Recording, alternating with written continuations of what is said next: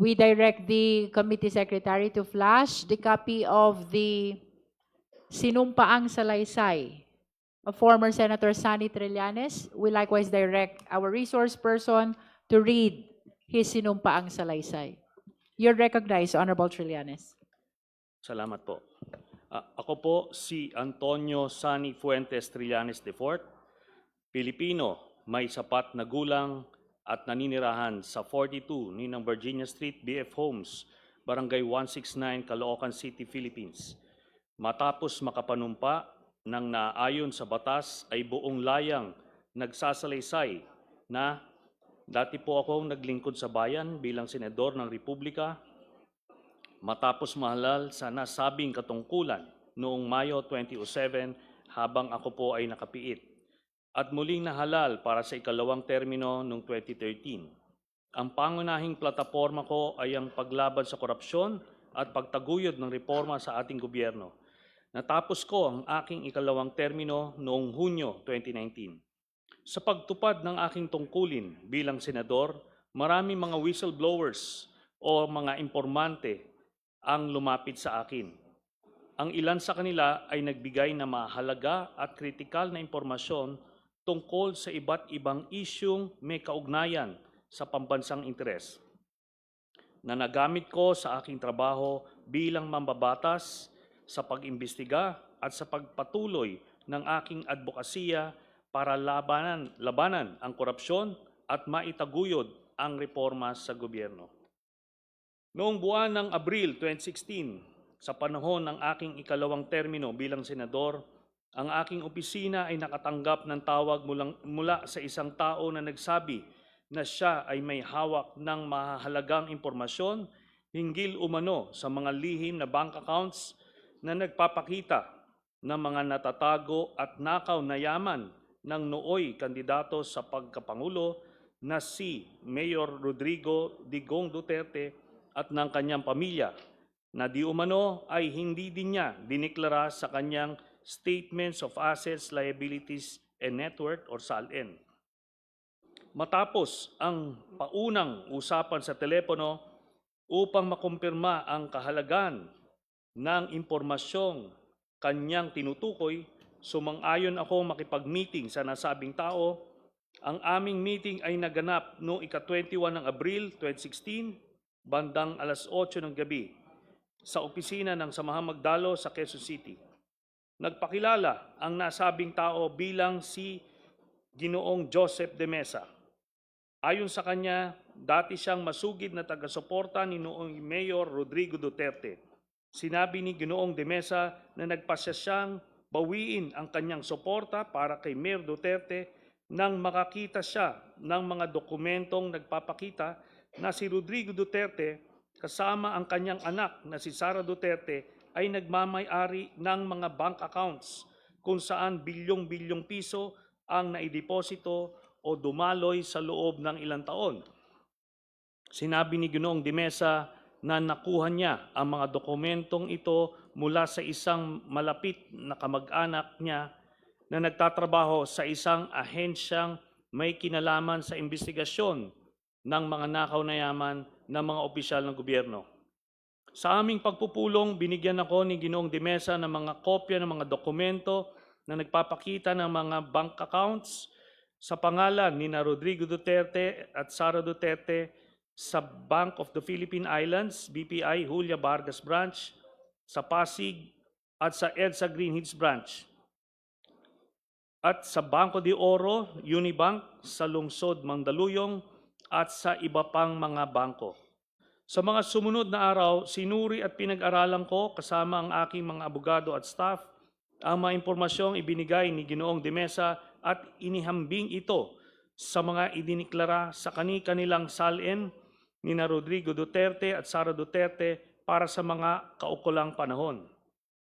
Nang makumpirma ko na totoo ang hawak kong mga dokumento, nagpasya akong isapubliko ang nasabing impormasyon dahil naniniwala akong mahalagang malaman ng ating mga kababayan ang pagpapanggap na ginagawa ng pamilya Duterte na ang kanilang pamilya raw ay mahirap at namumuhay ng simple, gayong sa katotohanan si Rodrigo Duterte at ang kanyang pamilya ay may mga joint bank accounts na may bilyon-bilyon na dumaloy na pera. Humingi ako ng tulong sa mga accountants at finance specialists upang alamin at makwenta kung gaano karaming pera ang aktual na naideposito o dumaloy sa mga nasabing joint bank accounts ng mag-amang sina Rodrigo Duterte at Sara Duterte base sa mga dokumentong ibinigay sa akin. Sa aming pagsusuma, lumalabas na may kabuuang halaga na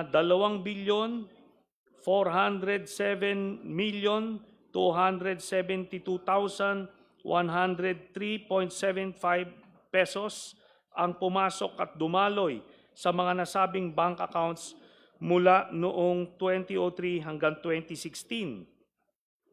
Ang isang kopya ng summary ng mga deposito o mga inter-account transfers na idineposito at dumaloy sa mga nasabing accounts ni Rodrigo Duterte at Sara Duterte ay kalakip dito bilang Annex A.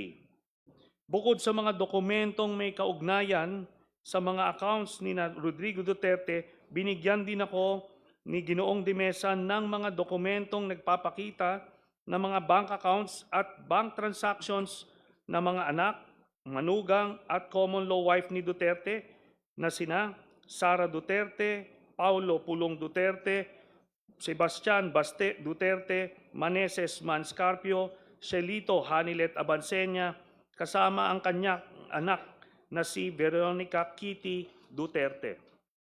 Batay sa mga nabanggit na records, nalikom ko ang mahalagang impormasyon ng kabuuang mga transaksyon pumasok sa mga bank accounts ni Sara Duterte lamang, kabilang ang joint account kasama ang asawang si Manscarpio at mga joint accounts kasama ang miyembro ng kanyang pamilya ay nagkakahalaga ng 111,634,144.05 as of April 2016.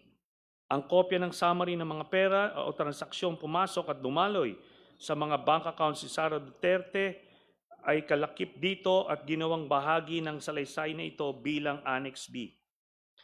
Noong 2016, inamin mismo ni Rodrigo Duterte na una, na totoo na mayroon siyang bank account sa BPI Julia Vargas Branch sa Pasig at pangalawa na nabigo siyang ideklara ang nilalaman ng nasabing bank account sa kanyang salin.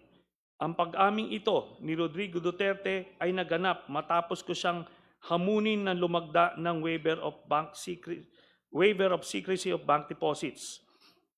Sa panayam ni Rodrigo Duterte sa media, ipinagtapat niyang mayroong humigit kumulang 200 million pesos na deposits sa naturang bangko at inilihim niya sa kanyang salin. Sa particular, and I quote, a little less than 200 million. Hindi naman ganong kalaki kasi walang account na 200 million, a little less than 200 million, wala na, ginastos ko na, nag-happy-happy ako. A little less than a million. End of quote, sabi ni Duterte. Ang kopya ng video ng naturang panayam ni Rodrigo Duterte sa media na siyang inilathala ng Rappler sa kanilang official YouTube account noong ika-29 ng Abril 2016 ay na-download ko at nakasave sa USB at ginawang bahagi ng salasay na ito bilang Annex C. Noong ika-5 ng Mayo 2016, nagsampa ako ng isang complaint affidavit laban kay Rodrigo Duterte sa Office of the Ombudsman batay sa mga nabanggit na ultimate and evidentiary facts. Ang kopya ng complaint affidavit na may petsang Mayo 5, 2016 ay kalakip dito at ginawang bahagi ng salaysay na ito bilang Annex D. Noong 2017, sa panahong panunungkulan ni Rodrigo Duterte, matapos suriin ang aking reklamo, iniulat ni Overall Deputy Ombudsman Melchor Arthur Carandang na merong sapat na batayan upang ituloy ang investigasyon hinggil sa malalaking bank deposits ni Rodrigo Duterte at ang kanyang mga anak at common law wife na si Hanilet Abinsenya, kabilang na rin si Sara Duterte.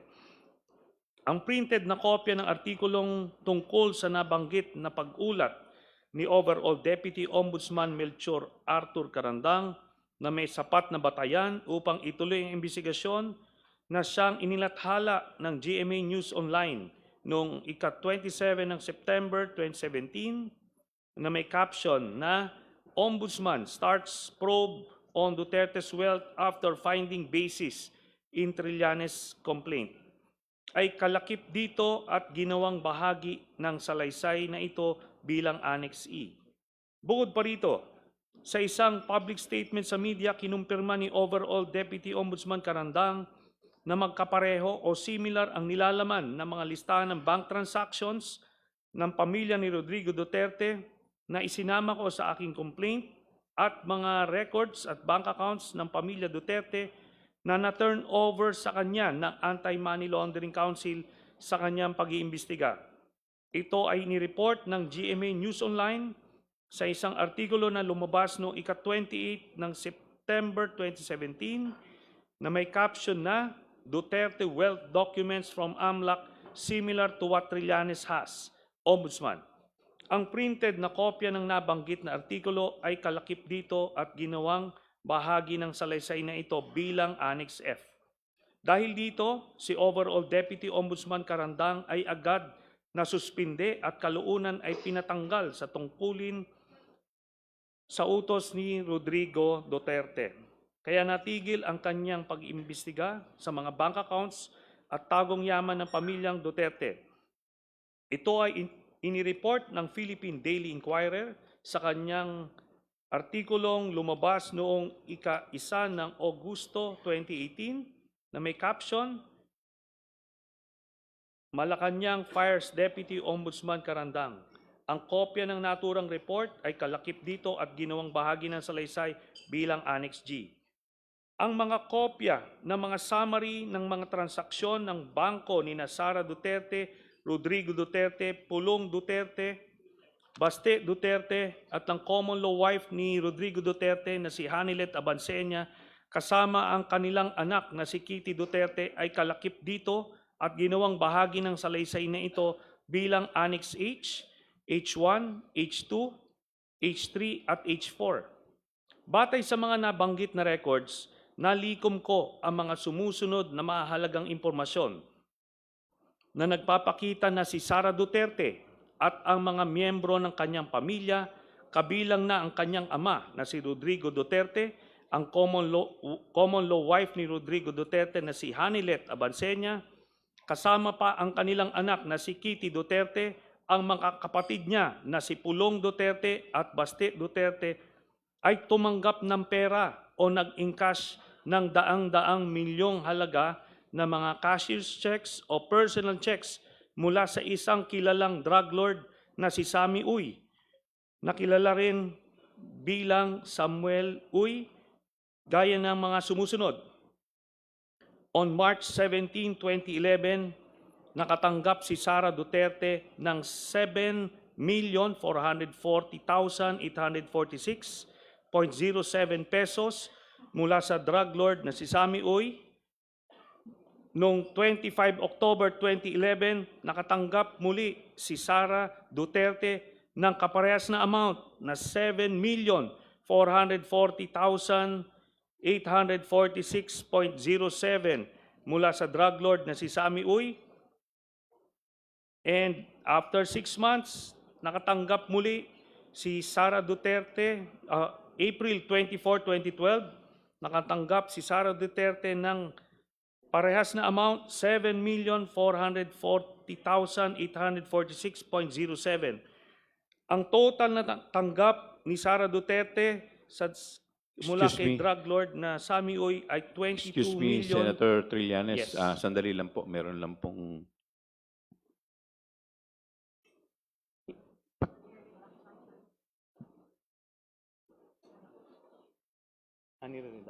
Please continue po. Okay. Ang total po na natanggap ni Sara Duterte mula dun sa drug lord ni si Sammy Uy ay 22,322,538.21 habang mayor siya ng Davao City. Mr. Chair, very good po. We were just about to request po na i-flash on Congressman sa screen. Sir We were Daniel. just about to request po sana to flash sa screen yung matrix, pero ito, naka-flash na po. Thank you. Thank you. Please proceed, Senator Trillanes. Si Rodrigo Duterte naman nakatanggap din ng 7,440,846.07 kaparehas nung kay Sara Duterte mula kay Sami Uy nung 22 October 2012, nung 04 April 2013 muling nakatanggap ng pera si Rodrigo Roa Duterte ng 7,440,846.07 mula kay Sami Uy.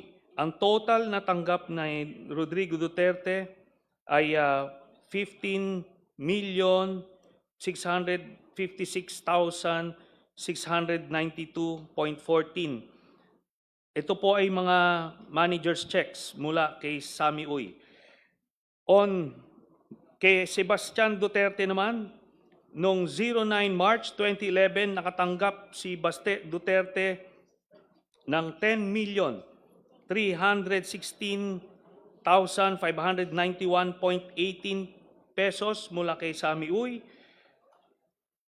Again, noong 25 October 2011, nakatanggap si Baste Duterte mula kay Sami Uy ng 10,316,592.68. Noong 23 April 2012, nakatanggap si Baste Duterte mula kay Sami Uy ng parehas na amount, 10,316,592.68 pesos. On 22 October 2012, nakatanggap muli si Baste Duterte mula kay Sami Uy ng 10,316,591.18 pesos. Noong 10 April 2013, nakatanggap si Baste Duterte mula kay Sami Uy ng 10,316,591.18 pesos. So ang total na natanggap ni Baste Duterte mula sa drug lord na si Sami Uy ay 51,582,958.80 pesos, all in manager's checks. Kay Pulong Duterte naman, 14 March 2011, nakatanggap si Pulong Duterte mula kay Sami Uy ng 9,703,609.39 pesos. On 25 October 2011, nakatanggap si Pulong Duterte mula kay Sami Uy ng 9,703,609.39 pesos.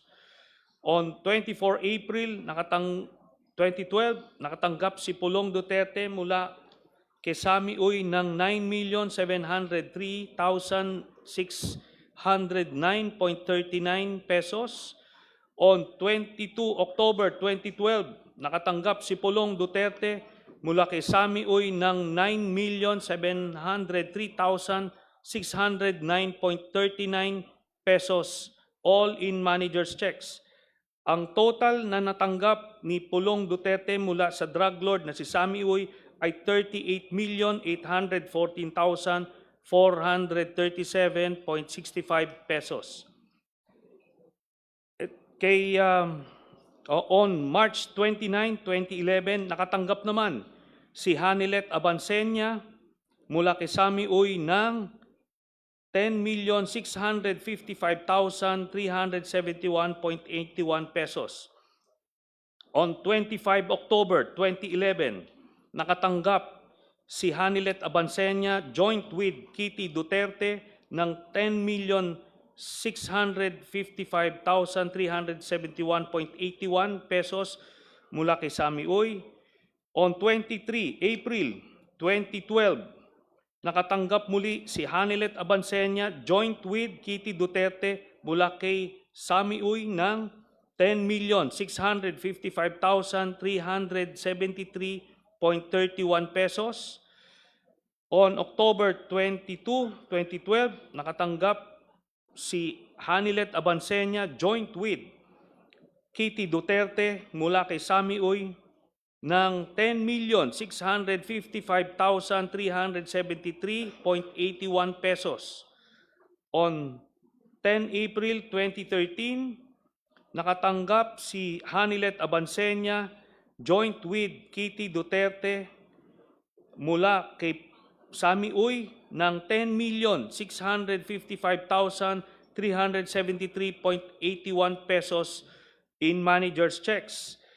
Ang total na natanggap ni Hanilet Abansenya joint with Kitty Duterte mula sa drug lord na si Sami Uy ay 53,276,860.55 pesos.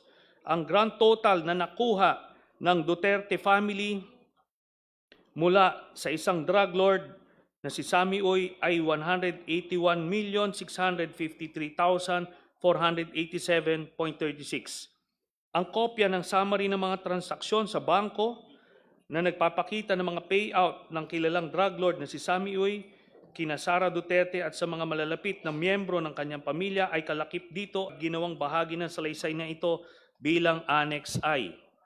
Si Sami Uy ay isang kilalang political contributor ni Rodrigo Duterte at kilalang kasama o kasosyo ni Michael Yang, ang dating economic advisor ni Rodrigo Duterte na siya namang iniuugnay sa mga kontrobersyang Farmally at Pogo, gayon din sa bilyong-bilyong halaga ng mga iligal na droga na nakumpiska sa isang bodega sa Pogo Compound sa Porac, Pampanga. Ang kopya ng artikulo na sinaliksik at sinulat ni Carol Ilagan at Malu Mangahas ng Philippine Center for Investigative Journalism na may pamagat na 334 million from only 13 donors funded Duterte presidency ay nailathala noong ika-5 ng Disyembre 2016, kung saan naisiwalat na si Sami Uy ay kasama sa eksklusibong grupo ng political contributors ni Rodrigo Duterte ay kalakip dito at ginawang bahagi ng salaysay na ito bilang Annex J.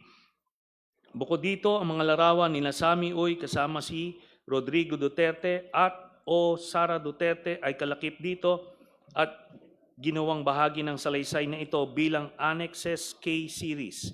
Sina Michael Yang at Sami Uy ay parehang hayagang pinangalanan ni SPO4 Arturo Las Cañas na sangkot sa operasyon ng mga laboratorio ng Shabu sa lungsod ng Davao.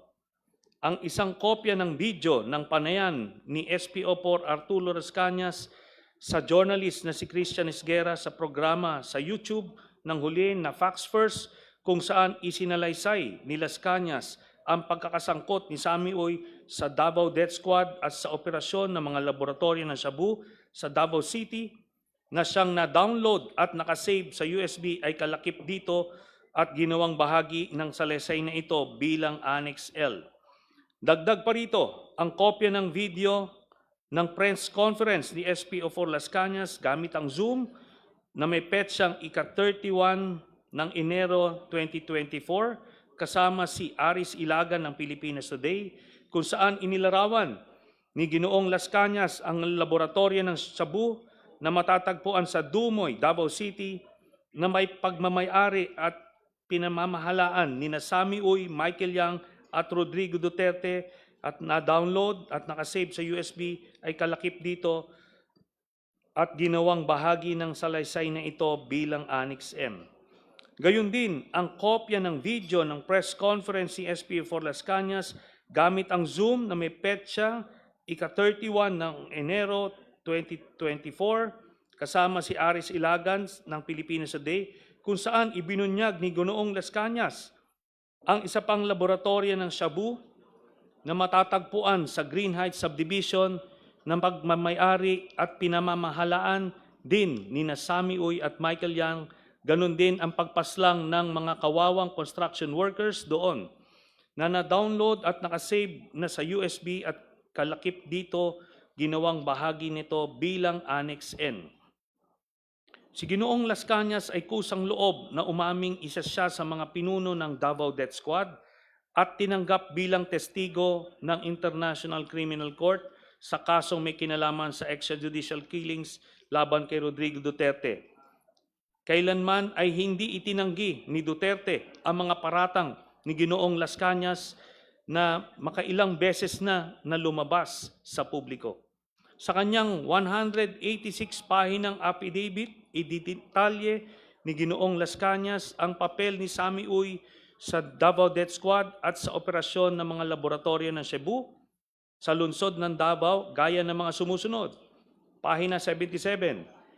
The several circumstantial events that raised my doubts and suspicions on Mayor Rodrigo Duterte's sincerity and honesty on his illegal drugs campaign because Michael Yang, sponsor and patron in Davao City, was Mr. Sammy Uy, also a bosom friend of Davao City Mayor Rodrigo Roa Duterte. Pahina 112, it was Sammy Uy who ordered Ben Laud to start the slaughter of the alleged suspects one by one, allegedly to extract confession. However, until the last one, no one among them confessed. According to Ben Laud, it was Mayor Duterte who ordered him and cleared the killing of the alleged suspected robbers through Bongo. Sa pahina 117, Sonny Benaventura in a teasing manner described to me that Sammy Uy is a gambling and shabu mafia in Davao City. Sa pahina 182, I say and declare and truthfully that the person of Mayor Rodrigo Duterte and his son Paulo Pulong Duterte are directly involved in the illegal drug trade in Davao City. Mayor Rodrigo Roa Duterte in partnership with Michael Yang and Sammy Uy, and Pulong Duterte in partnership with Charlie Tan.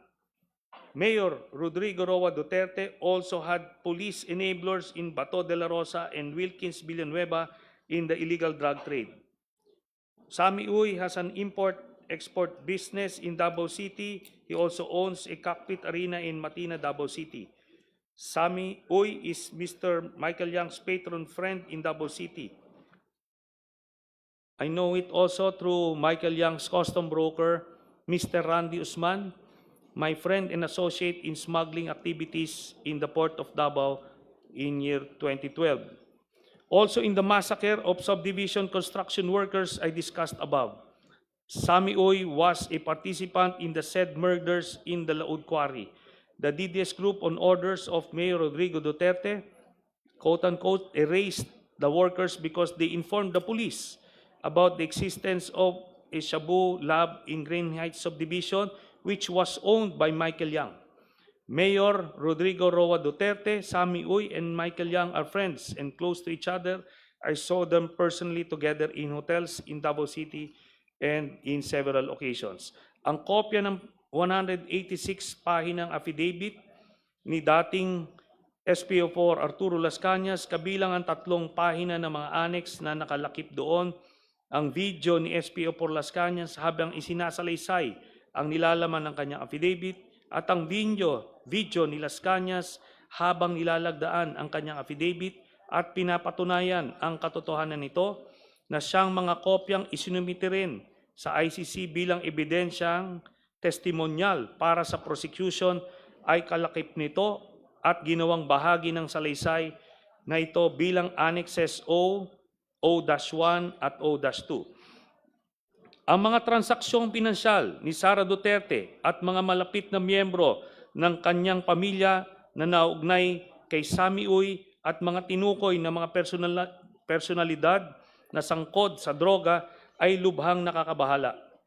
Hindi lamang ito ay malinaw na paglabag sa konstitusyon at sa iba't ibang batas ng bansa, kundi malinaw din na naglalagay sa malalim na pagdududa sa kanyang personal na integridad at kakayahan o moral capacity upang patuloy na magsilbi bilang pangalawang Pangulo ng Republika.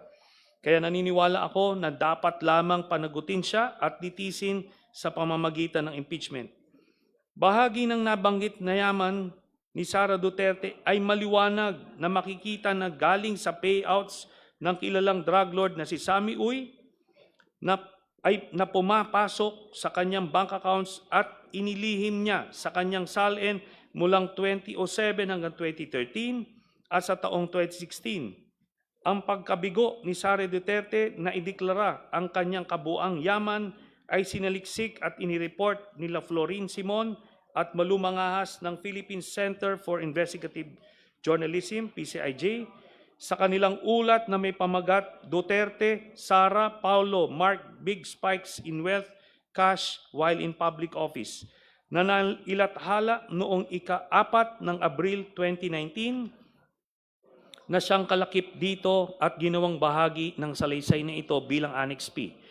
Alinsunod sa mga nabanggit na mahalagang impormasyon, isa ako sa mga nagreklamo at nagsampa ng isang verified complaint laban kay Sara Duterte sa Office of the Ombudsman noong ika-21 ng Enero 2026 dahil sa kanyang malinaw na pagkakasangkot sa money laundering at pagkakaroon ng ill-gotten wealth, hindi maipaliwanag at natatagong yaman o suhol na nagkakahalaga ng daang-daang milyong piso na maliwanag na hayagang paglabag sa saligang batas at sa mga umiiral na batas. Ang kopya ng verified complaint na may petsang ika-21 ng Enero 2026 ay kalakip dito at ginawang bahagi ng salaysay na ito bilang Annex Q. Sa kabuuan, sa aking pananaw, lumalabas na lahat ng ito ang mga sumusunod. Una, si Sara Duterte ay kasangkot sa korupsyon noong unang pumasok pa lang siya sa gobyerno. Pangalawa, si Sara Duterte ay may mga tagong yaman na nakuha niya sa mga iligal na paraan. Pangatlo, si Sara Duterte ay hindi nagdedeklara ng kanyang tunay na yaman sa kanyang salin.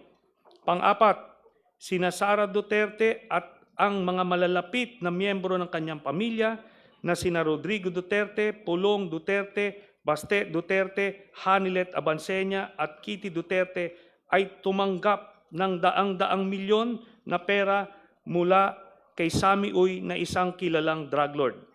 Sa aking paniniwala, ang lahat ng ito ay pasok sa impeachable offenses na betrayal of public trust, graft and corruption, at other high crimes na nakasaad sa ating saligang batas.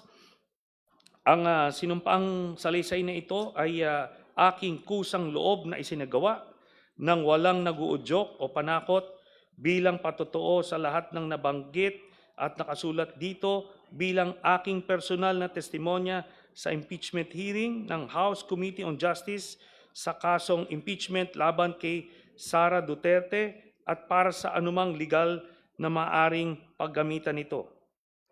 Ito pong sinumpaang salaysay na ito ay sinumpaan ko noong April 21, 2026 sa harap ng Notary Public. Salamat po, Mr. Chairman. Thank you, Senator Trillanes. Comsec, please provide copy of sinumpaang salaysay to all the justice members for reference.